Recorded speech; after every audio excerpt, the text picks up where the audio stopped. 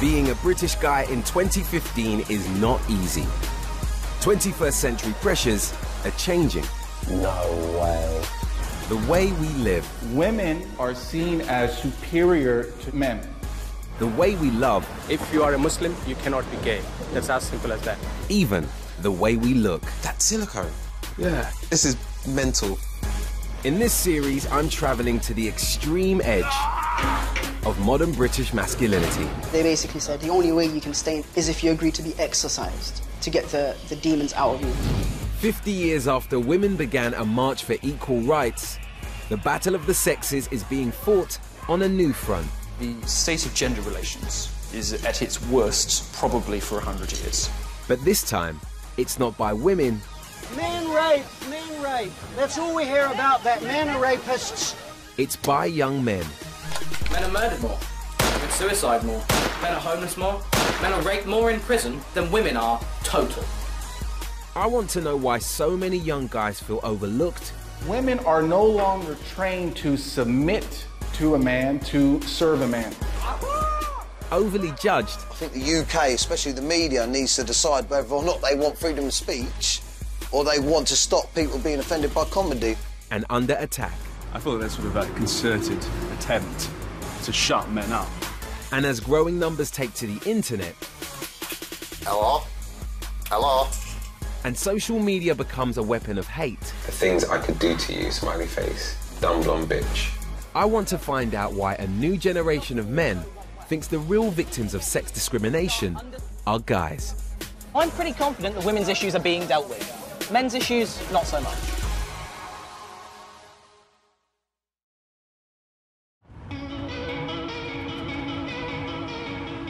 It's Sunday morning, the perfect time for a lecture by a man who teaches guys how to get more sex. Meet American blogger, Roosh V. So what I wanted to talk about today is having sex with girls you don't really like. I probably am not going to spend more than a couple hours just to access their warm, moist cavity holes. Roosh made his name as a so-called pickup artist, writing guides for young men on how to sleep with women around the world. He's got a book called 30 Bangs. What?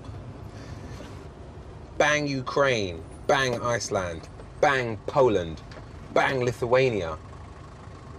Don't bang Denmark. Apparently Denmark isn't worth banging. But in 2012, a US civil rights group included Roosh on a list of websites they branded hateful and misogynistic. British girls are busted. You know they're not that old, but they just look old, like they've been working in a factory or coal mine their entire lives. But he hasn't let that hold him back. He's now on a world tour. Though from the sounds of it, he's expecting trouble. He's actually kept the venues that he's doing his events at a secret up until the very last minute. According to his website, the reason is that he's worried about feminists. Is what he's doing and saying so offensive that people are going to try and shut down this event? The name of the talk is The State of Man. One of the first bullet points in terms of what his speech will contain is something about the paradox of modern women. It feels like it's a lot broader than here's how to chat up the lady that you fancy at the bar.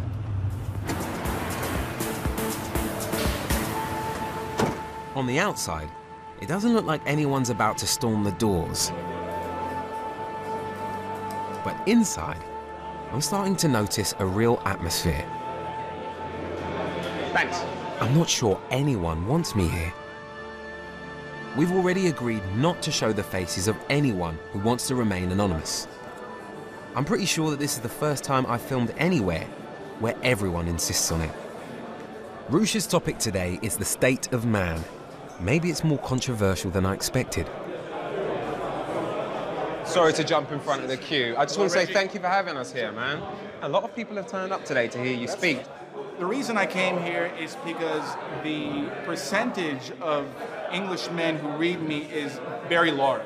And that is a weird thing because I'm not from here. But the problem is men are not allowed to speak the views that I am speaking. It takes an outsider to come here and not be afraid of the hate crime laws that you guys have to give the truth. And so I wish there were more men here who could share their views, but if they do, we all know that people are going to go after their jobs and shame them. You've got all shapes and sizes in here.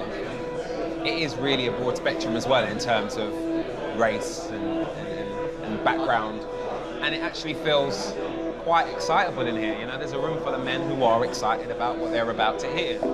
So am I. Something has happened in the past 50 years where women are no longer trained to submit to a man, to serve a man. The very idea of beauty and aesthetics is being demolished to where now women are being applauded and encouraged to look like fat, outer space cyborgs. Women and gays are seen as superior to straight men. Anything that a woman or a gay person wants is theirs. But anything you want, sorry, we cannot help you. All of you here are seen as rapists. You have to be taught how not to rape by a feminist who is really fat. Now, these aren't really the dating tips I was expecting. This is beginning to sound more like a conspiracy theory. The bad news is that we haven't hit the bottom. Do you think that eventually this will become a political movement? And if the answer is yes, I'd like to put in my application to work for you. That's not a joke. I have a daughter, and sometimes I do fear for her upbringing. I think I'm doing a fairly good job. I try and set, a good moral guideline for her to follow. But what am I going to do to stop her from becoming the worst of what we see in society today? You should give her a man to marry at a young age, 18. At least when she's 30, you have 3 or 4 grandkids. Or she's going to be what? She's going to work in a job, one bad boy after the next. Many of you actually are going to use her. I don't think you should give her the freedom and the choice. Let's see, what did Reggie think about what we discussed today? It's been a much broader talk than I expected, in all honesty.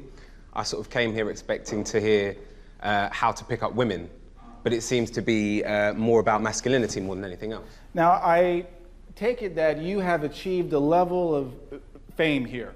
How have you leveraged that fame to sleep with the women that you want? Like, I really want to know that. Like, is it easy? Like, do girls just come up to you? I've been doing what I do for a long time, and I started in television when I was 8 years old, so this isn't new to me anymore. Are you gay? No. I'm actually engaged to be married. So no. Oh, okay. All right. Never mind. That's good. Yeah.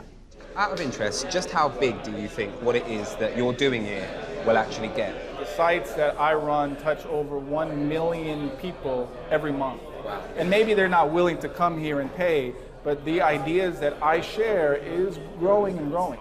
All right, follow me out, lads, please. And then, just when I think no one will go on camera, 2 men agree to meet me outside.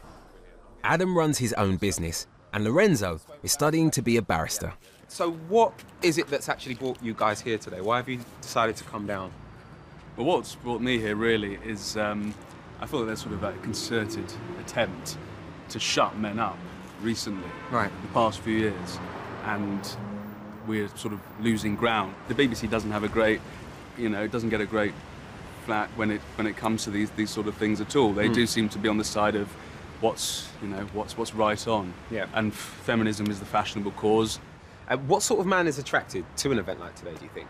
Somebody who wants to engage with a very international, as you can see, group of concerned fellow travellers who are interested in discussing these problems. I mean, look in here. These people are now mixing together, and very few of them have met one another before. Yeah.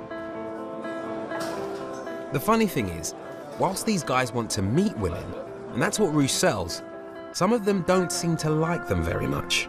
And there are some really offensive, strong views from what on face value, seems to be the meekest of the meek, the most normal looking guys, and they have these views that are just unbelievable.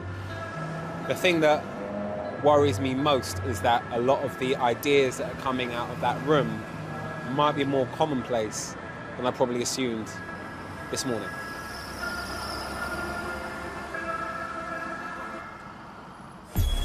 Nevertheless, many of the men I met at the seminar claim they had to hide their views and their faces for fear of repercussions at work. There is one guy whose view on this I'd really like to hear. Comedian Daniel O'Reilly built an online audience in the millions with short vines showing proper geezer dapper laughs out on the pool. What's your name? Carly. Carly? Fucking she knows. Carly, you're lovely. Hey, you're lovely. I've always had a thing for lovely women. Do you want to see it? Hey! And landed himself a mainstream TV series off the back of his success. All the girls down the front are always the same. They start off at the beginning. Dapper! Dapper! Halfway through the show, Dapper! Dapper! After the show,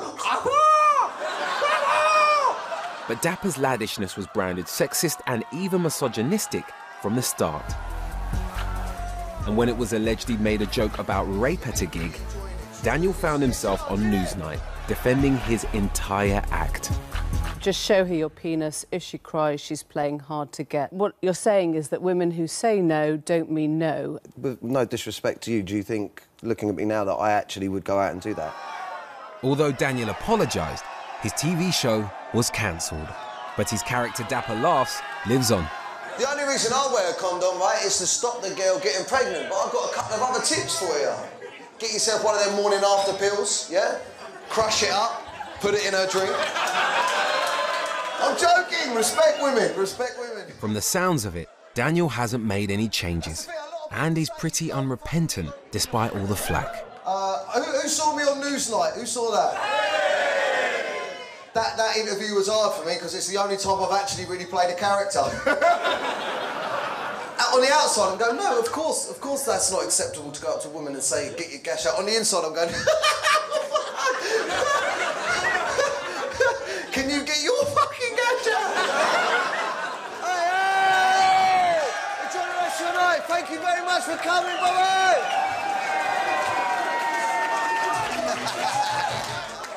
Get this fucking beer. How do you think that went? The show was great. Yeah? Yeah. And it seems as though your crowd is very much sort of predominantly young men, 25 and under. Yeah, but I mean, why do you think that's the crowd? That you saw a lot of women there, though. Yeah, well, exactly. I mean, don't get me wrong. I'll get to the girls, but I mean, the mainstay of your crowd is young men. Why do you think that is? I think just because when I started off doing the comedy, I was really trying to take the piss out of men's attitudes, like, oh, you fucking she knows, like, and a lot of people don't want to go and laugh at political satire or current affairs. Yeah. Sometimes they just want to laugh at something that's easy to laugh at. Why do you think women come to your show? Unless you've got a cause to fight, like you're a feminist or you're against sexism, or unless you've got a cause to fight, a lot of the young girls are like, they can see I'm taking the piss out of men. Do you think that it's the reason that what happened to you happened was because you made a joke about something as serious as rape, or do you think it happened because of your particular brand of humour? I think it happened because I blew up outside of the conventional way of becoming. It wasn't that one incident, it was just the speed that you got to where you were. I was getting shit from that. Oh, sorry, I was getting stuff from them same journalists, from them same people, months before that. They were just looking for something. My family personally has been affected by sexual violence. It's not a joke, do you know what I mean? And the only reason why I quit at the time is because what the media were putting on the family. It was horrible. I always judge how well I'm doing in life by what my mum says. And my mum has not been offended by anything that I fucking put out there. Because she knows I'm taking the piss out of men. But listen, do you know what they're doing in the media now? They won't go, oh, I didn't find it funny, but I respect his audience and that he's allowed to do that brand of comedy. They will say, it's shit. I think the UK, especially the media, needs to decide whether or not they want freedom of speech or they want to stop people being offended by comedy. I think comedy is the last avenue we've got. It's comedy that, like, do you know, what's next? You're going to ban people watching horror movies? because someone's going to go out and kill someone. If I say something on stage and someone goes out and does it, they're screwed in the head. That's got nothing to do with me. Do you ever worry about the way that it could be taken out of context or the way that it could offend? Yeah, it depends who's in the audience. I ain't going to be taken out of context with my fans, because my fans are watching and go, I heard the same stuff on the building site yesterday. Do you know what I mean? That all got a bit emotional, and I can understand why. You know, this is a man who feels as though he lost his moment, his opportunity. But unfortunately, whether he wants to admit it to himself at the moment or not, he is normalising a certain level of humour that a lot of people find offensive and a lot of people have a real problem with. Real equality feminists today have a real problem with the mainstream feminists, because the mainstream feminists are radical Marxist feminists. Feminism. Speaker's Corner in London has always been a place for people to meet and share controversial views. And today is no exception. Men rape. That's all we hear about, that men are rapists and child abusers. This is what feminism has been talking about. Now, have you noticed what she did then? What she did is she simplifies things down to say that I'm a woman hater. Rod is a men's rights activist and is determined no one's going to shut him up. Men don't need your help. They do need our help. They need our help very much. Our problem... Well done. That got a bit intense, didn't it? It does, but you get heckled to pieces. Do you think coming here to Speaker's Corner week on week is going to actually change anything? Yes, because what happens, we often see a young man standing in the background, doesn't say anything, stays for hours. Hello everybody, my name's Josh, I'm 18, I'm from Essex. In my spare time I do a YouTube channel and a blog about gender politics and men's issues. There's another crowd gathered around a second speaker, but there's something different here. What is the obstacle to getting men's issues addressed in society? He's just a teenager. People don't know what men's issues are. Domestic violence against men is not treated seriously. When numerous places have done tests where they got women to hit men in public, people have laughed and taken videos and said, oh, he probably deserves it. And the opposite never happens. Thanks for listening. Just out of interest, what put this on your radar? Why would you say the issues that men are dealing with is such a problem for you? Men's issues, I feel like there are far too, particularly young voices, there are far too few. I mean, we've got the Minister for Women and Equalities here in the UK, we've got the European Parliament Committee on Women's Rights, and we've got UN Women. We have no comparative organisations for men. So I'm pretty confident that women's issues are being dealt with. Men's issues, not so much. I hadn't expected young guys like this to be so angry about what they see as discrimination against men. Meanwhile, Roosh's world tour has rumbled onto Canada, but he's run into some local opposition. The Toronto media, Toronto Star, City News, every channel, I'm the leading newscast. Me, a random writer from the US who wants to meet with 40 guys just to have fun with them and talk to them. But it's not just Roosh. With a few clicks, I'm starting to realise these kinds of views are easy to find. Now, this idea of what Roosh is about and what he stands for seems to be a small part of a much bigger conversation, because on Roosh's website there is mention of this thing I've never heard of before, and it's called the Manosphere. No, it's a real thing. The Manosphere is a name given to an informal network of blogs, websites and internet commentators that focuses on issues relating to men and masculinity, often in opposition to feminism.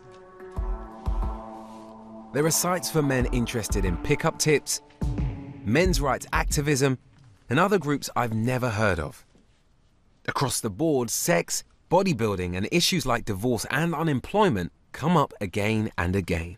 But the hottest topic of all, feminism. Now, I've never really been in an environment where anyone at any point has ever said that they have an issue with feminism, and I kind of thought that that was something that everyone in the modern world thought, but oh, how wrong am I? Growing up with four sisters, you want to see them blossom, and you don't see anything that can help that as being negative. But being at Roosh's seminar The word feminism seemed to come up over and over again, and it was never presented in a positive light. Almost everyone here is choosing to hide their identity, just like at Rush's talk. But there is one name that comes up all the time, and he's a real person. All hail High Lord Yiannopoulos. May he watch over you. LOL, that guy's awesome. British journalist Milo Yiannopoulos has written for The Telegraph, news sites, and has his face all over YouTube. He seems to have done an incredible job of continuously arguing with journalists and politicians and feminists, and people love him. Does feminism make women ugly? This is a piece that Milo's actually written. He feels like someone that I need to have a chat with. And it turns out, with a growing profile as a self-proclaimed anti-feminist, Milo is only too happy to meet with me. Good to meet you too. Good to meet you too. How are you?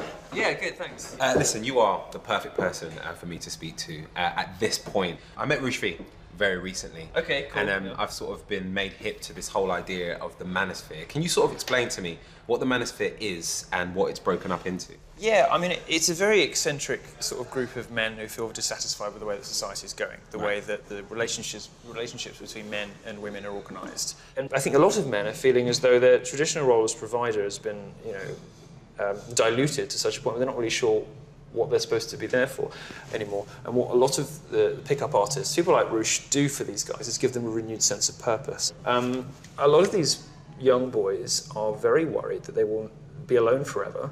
A lot of them are worried they won't ever get good jobs and they will never get a decent pension, and they sort of just don't know where they fit. It kind of feels like it's two sides going against each other. You've got the manosphere and all the permutations of that, and then you've got feminism.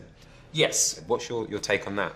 What's happened to feminism in the last sort of 20 years is it's become very tied up with very far left activist politics. And this particular brand of feminism, which says that women shouldn't just be equal to men, but should be the same as men. You know, if they want to sort of grow their hair and get fat, then they should be allowed to, ignores basic biological realities. And it also ignores some of the things that are different about men and women and different ways that men and women look for happiness.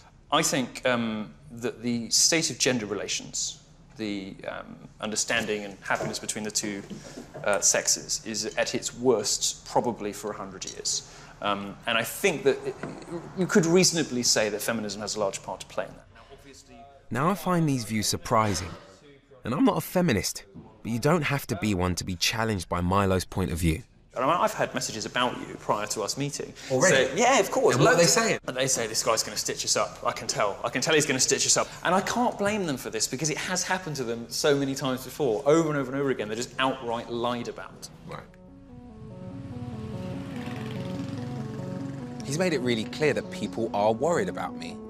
I don't know why they're worried about me. What have I done? It's mental that, you know, I'm so early on in this journey, and already people are paranoid that I'm out to get them. There seems to be this weird sort of sense of paranoia in this world.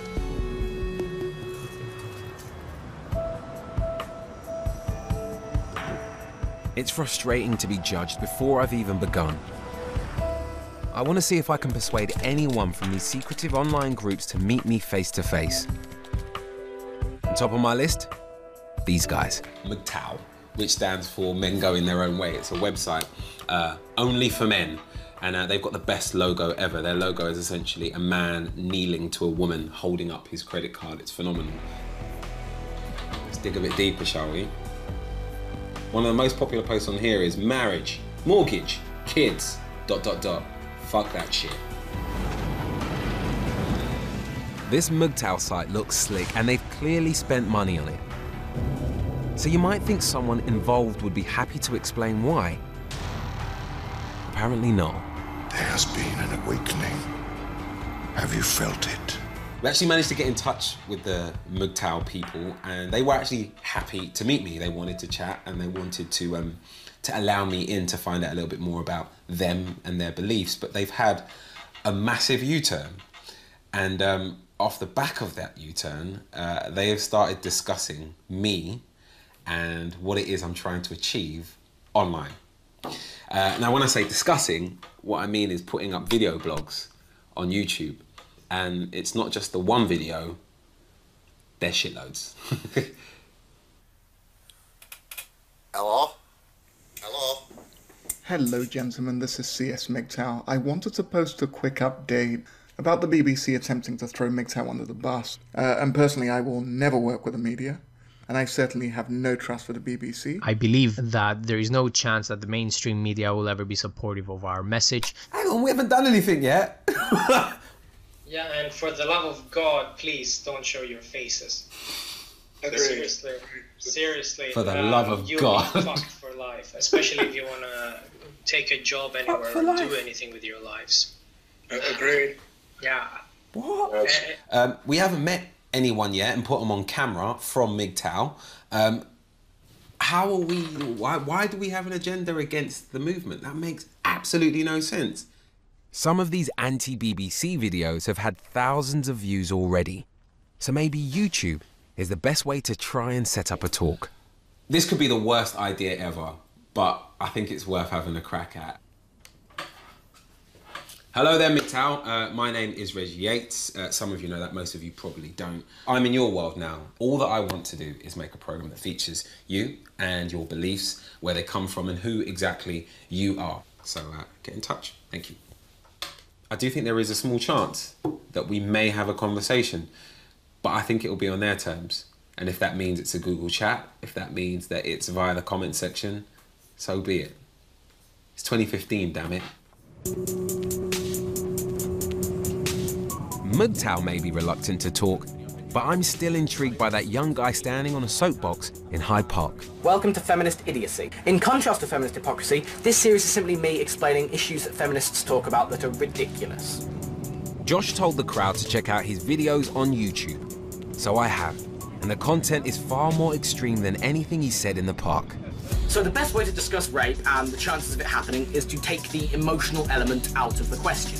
Because that's why feminists are shitty at discussing rape. That was it. What on earth is it that is inspiring someone so young to say so much? And why does he feel as strongly as he does at such a young age? At 18, I wasn't thinking like this. We are now approaching Colchester. Josh has agreed to meet me at his home. I want to find out what's behind his views. There he is. Hi. Hello. How you doing, Josh? I'm good, you? I am good also. Thank you for having me in your home. Oh, it's okay. Why have you got a Anfield Road sign up? Am I in a Liverpool Football Club house? Dad's a big Liverpool fan. Oh, get me out of here. So you live with your parents? Yeah, mum and dad.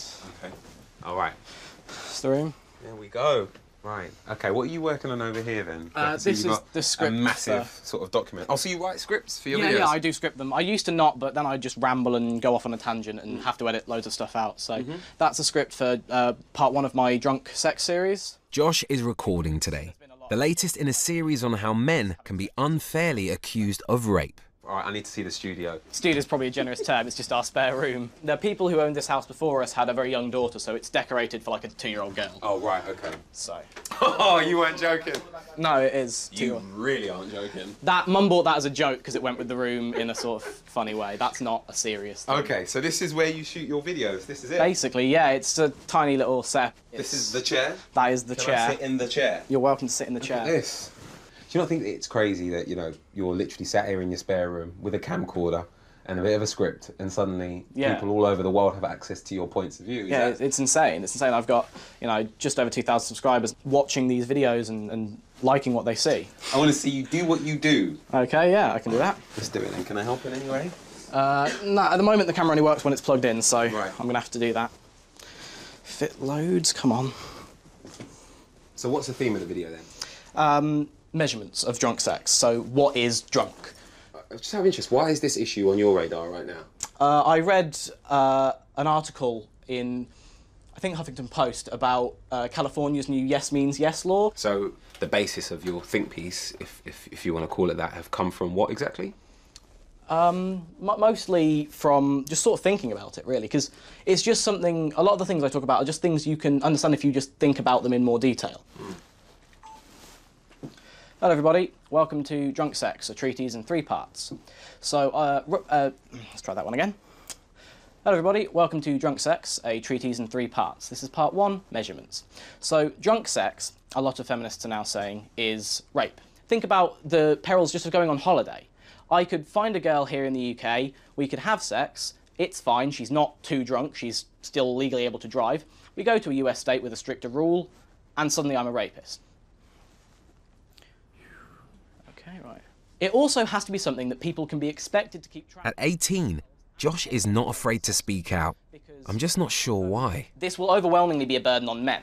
Thank you very much for watching. I've been Josh. Boom. And just like that, it's done. Yeah, just as my SD card ran out of memory. Perfect. I had to cut a little bit out for that. Wow. What's really fascinating about you, Josh, is your age. You know, you are so young. And over the years, I've met activists all over the world fighting for different causes. And the thing that is consistent in all those people that I've met is that there is a reason. What is your reason? I don't really have a satisfying answer to that question. People ask me it all the time, and it's not like I had some big life-changing experience like a lot of people do. You know, a lot of the people I speak to in the men's movement are, they went through a troubling divorce, or they were abused by a partner, or they were raped. It was never like that for me. As a living, I'd like to be, you know, a men's issues speaker, or I'd like to join a think tank that talks about these issues, something like that. This is something I want to do for the rest of my life. We've got some stuff that she was given as a present. And is this Mum's or yours? That's Mum's. Mine's in the sink, actually. Grab a seat out here. Look at this. Perfect. How do women react to your views? Particularly, well, your mum. I mean, you live at home. How does she react to some of the things that you say in your videos? Nothing I say in my video is anti-woman, but some women do treat it as if it's an attack on women. I wouldn't talk about women's issues and feminism at all if I didn't think I needed to for men's issues. So if it wasn't the case that our domestic violence laws were heavily influenced by feminist academia, I wouldn't speak about it. What gets picked on? What is it that they jump on? I talk about false rape claims. I say false rape accusations are really harmful to someone's life. People have been killed by mobs without a court case ever taking place. And I try and talk about that, and they accuse me of derailing the conversation because false rape accusations are only 2%, even though we can't get an accurate study on that. It's more you're not focusing on the right issues than you're actively promoting something that's anti-women. False rape claims are disgusting, and that's one of my worst nightmares, to be accused for a crime, serve time for something I definitely didn't do. But the fact that rape exists, and the fact that it is such an issue, and the fact that it is happening, it's happening on every street, and people aren't talking about it. It is a real issue. Yes, but it's not like I'm hearing someone talk about how bad rape is and I'm like, oh, also false rape accusations. No, it's a complete separate thing. I'm trying to get to the bottom of why so little of your time is dedicated to being 18. Because you're only 18 once. I spend my time being 18, I do. This doesn't take up like half of my time. But I think I have an advantage over the men who have had their lives derailed purely because I'm not coming at it from an emotional angle, which means, because if you are emotional about something, it can lead to you being aggressive.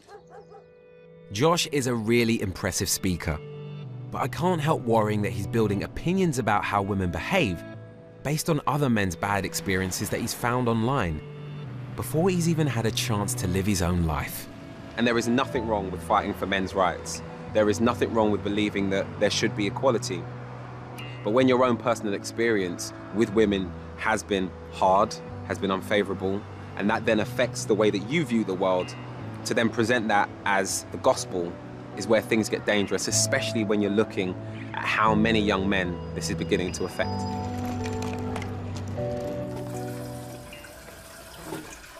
But at least Josh is prepared to stand up, be counted, and meet me face to face. The men of MGTOW, not so much. But my video, well, let's just say that it's had a reaction. Fuck off. Fuck off, you BBC poodle. What's a BBC poodle? I don't even know what that is. Now, we did hear back from the head honchos at MGTOW. They gave me one possible time to chat. But when I couldn't make that time work, the shutters came down. Back in the digital world, though, plenty of other people have had their say. There are tons of voices on here. Someone called Tater Beta has said, I know the main voices in the community don't trust your intentions, Reggie, but I would really have liked to have seen MGTOW put its best foot forward. For what it's worth, you're tackling something really out there. Spider says, fellow MGTOW, I don't understand the reactions to this issue. I'm MGTOW because I believe in male self-determination. I support MGTOW and do not fear anyone knowing it. So you've got someone here who's confident in his reasoning, his belief, and also confident in the MGTOW movement. And then you get the other end of the spectrum. Only a fool would trust this dude. Fuck off. Fuck off, all of you. No wonder this guy works for the BBC. He has one. I was making a cock joke. BBC stands for Big Black Cock. Now I get why Queen Victoria got rid of slavery before America did. Isn't Queen Victoria the original Queen of Spades? Jesus. The comments have gone from the ridiculous at times right the way through to, for some reason, the racist. There's one guy here called Paul Merritt who's asking, why so much negative backlash?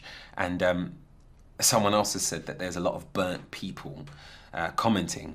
The thing that really stands out to me isn't that there's a lot of burnt people commenting, it's that there is a lot of people aggressively coming at me. This aggressive reaction from some of these men, I'm just confused by.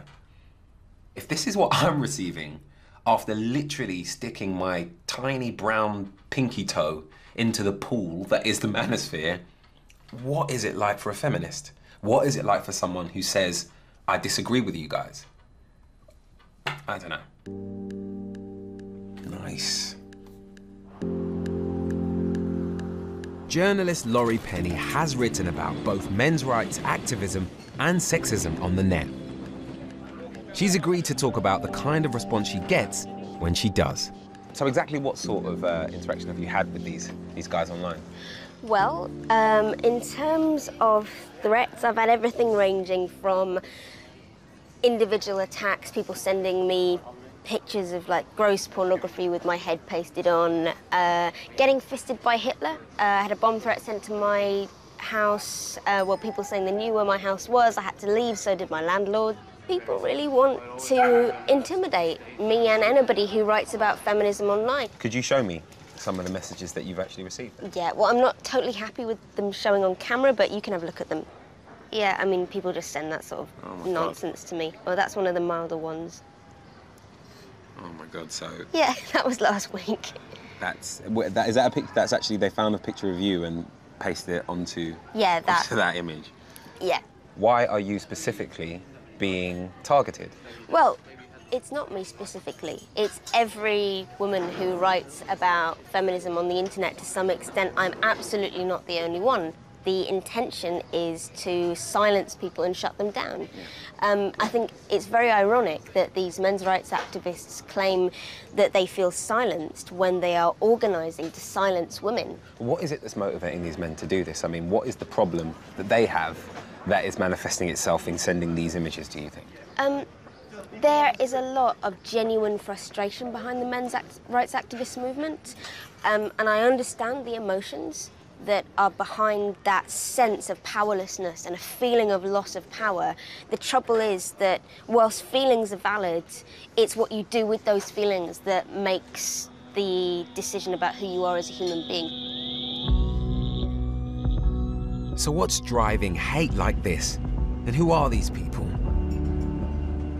In 2013, even a simple campaign to commemorate Jane Austen on a £10 note resulted in a barrage of vile abuse sent to female campaign leaders. Threats of violence and rape were traced to a young man called John Nimmo. Why did you send those messages? I can't see no else. Who was arrested, tried, and jailed. I'm actually really surprised that he's agreed to meet me. After serving 4 weeks of an 8-week sentence, John's now back home in South Shields. I don't even know where to begin on why you'd want to do that to someone. Hopefully he can explain it himself.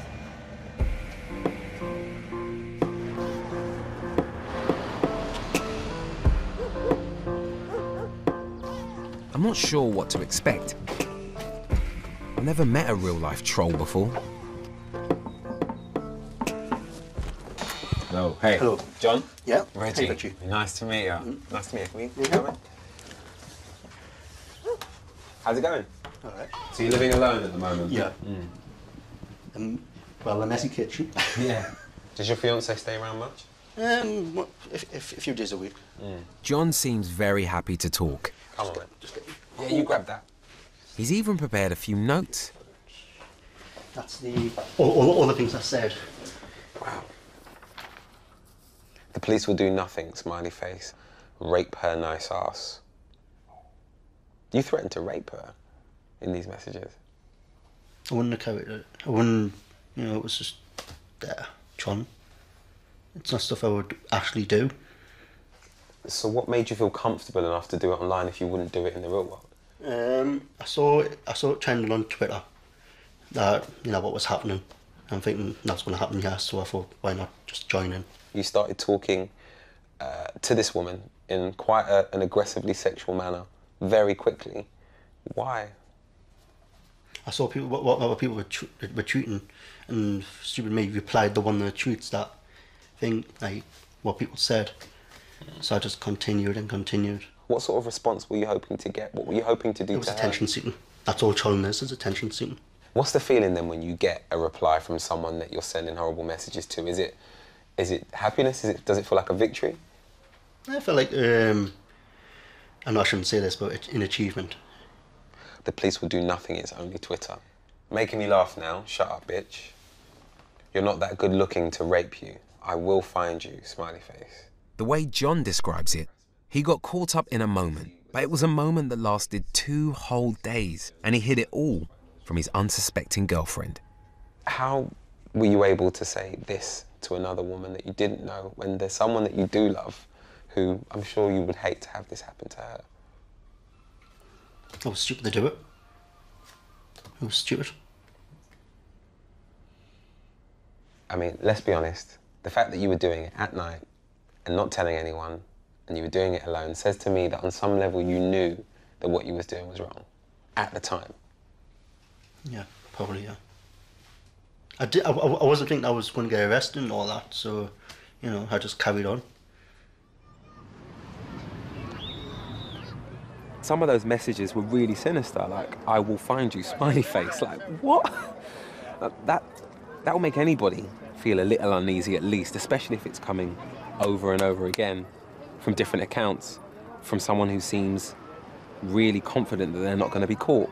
I think going to prison for him was probably the best thing, because he now understands that he can't do that.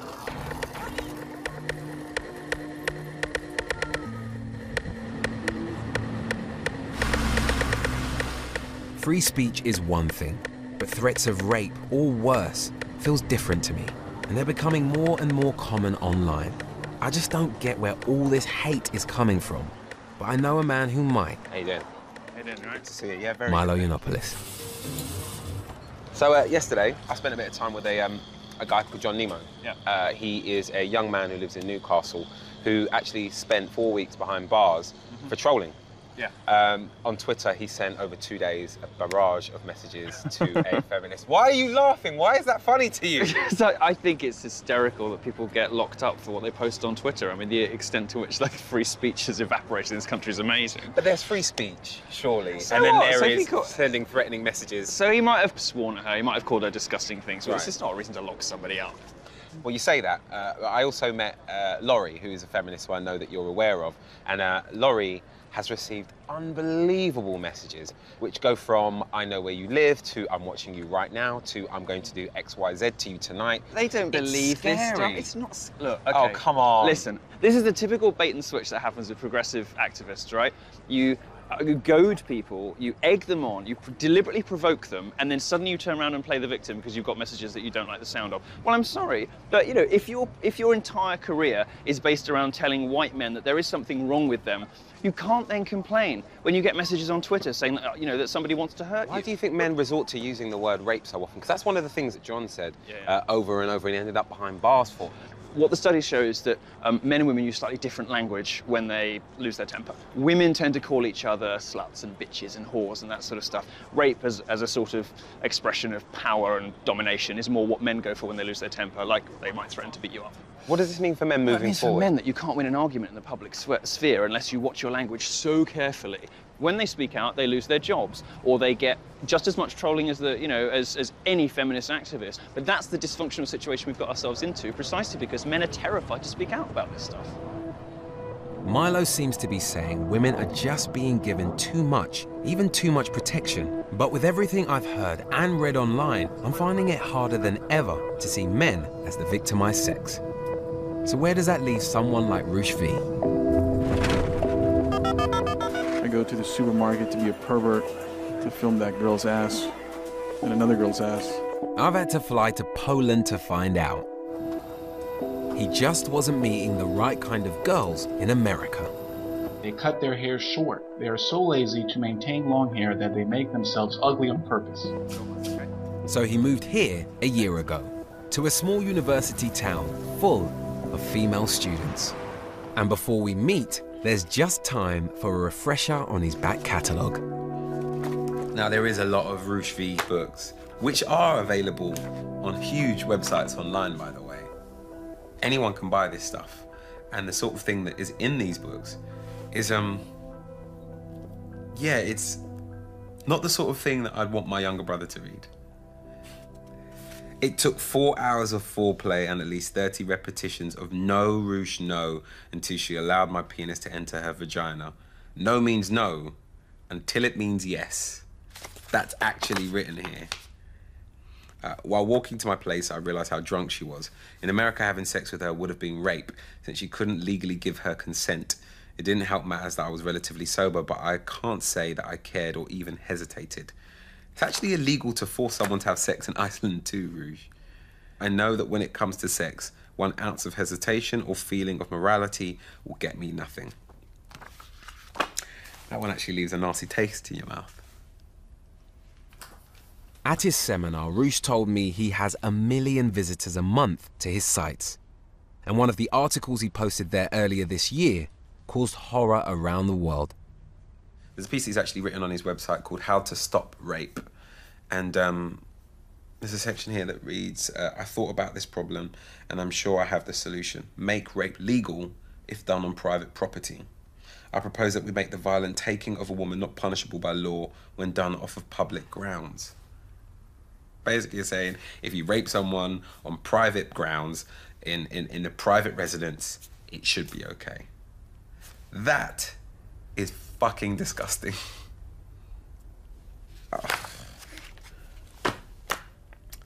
This isn't about confidence. You know, 30 bangs isn't about making young men feel as though they have value. This is about making young women feel as though they have none.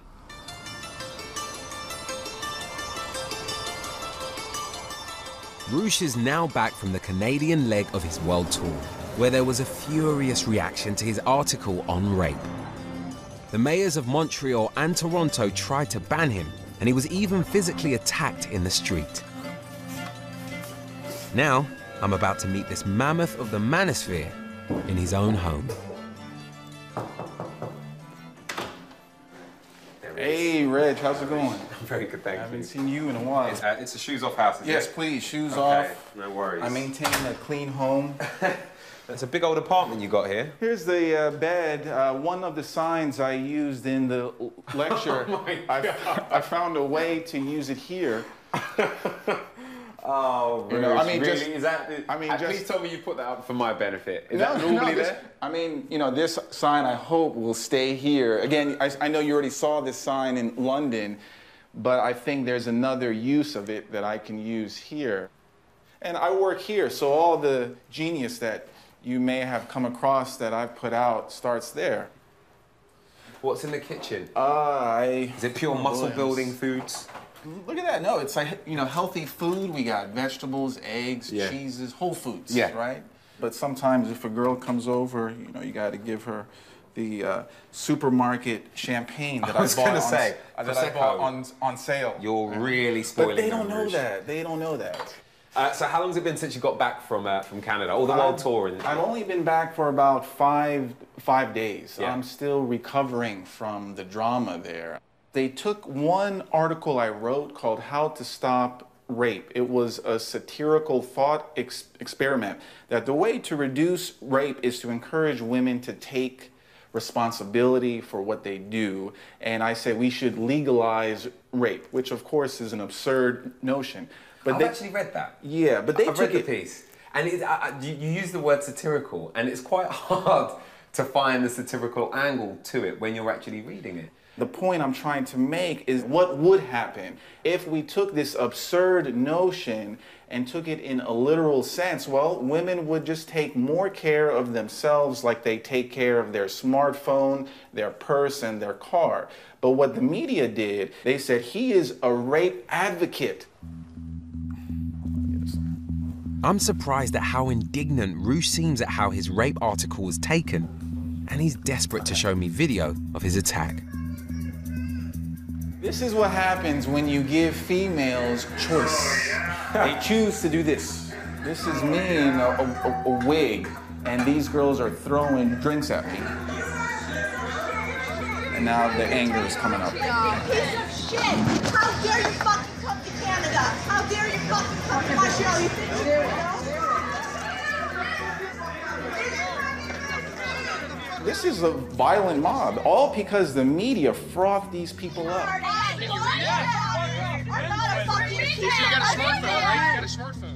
What are you hoping to achieve by writing things like this, especially when you know that you're getting that kind of reaction?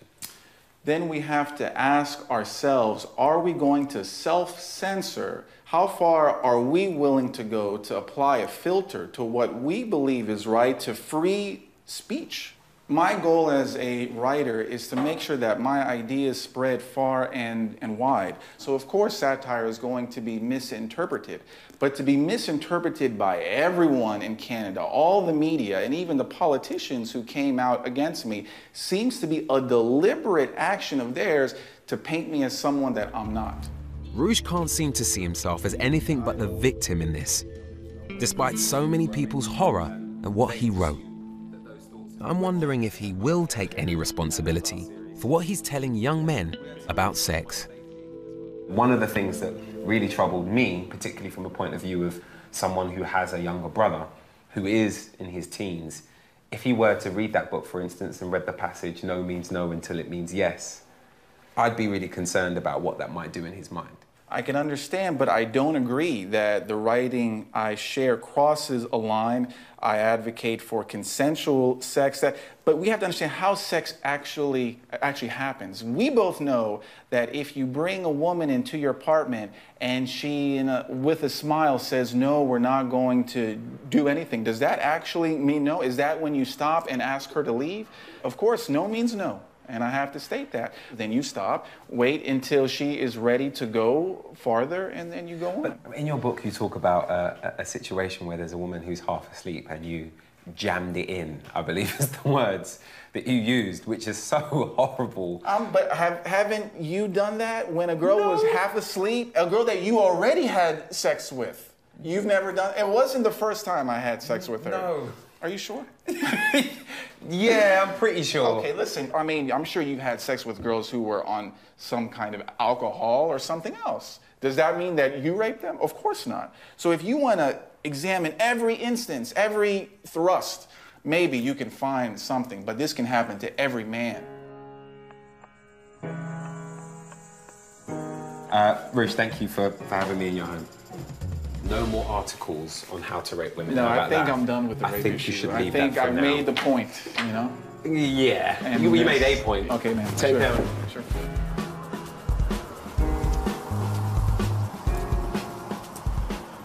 It was an issue when I was growing up, and it seems to be an issue now, and that is that young men need role models. They always have and they always will.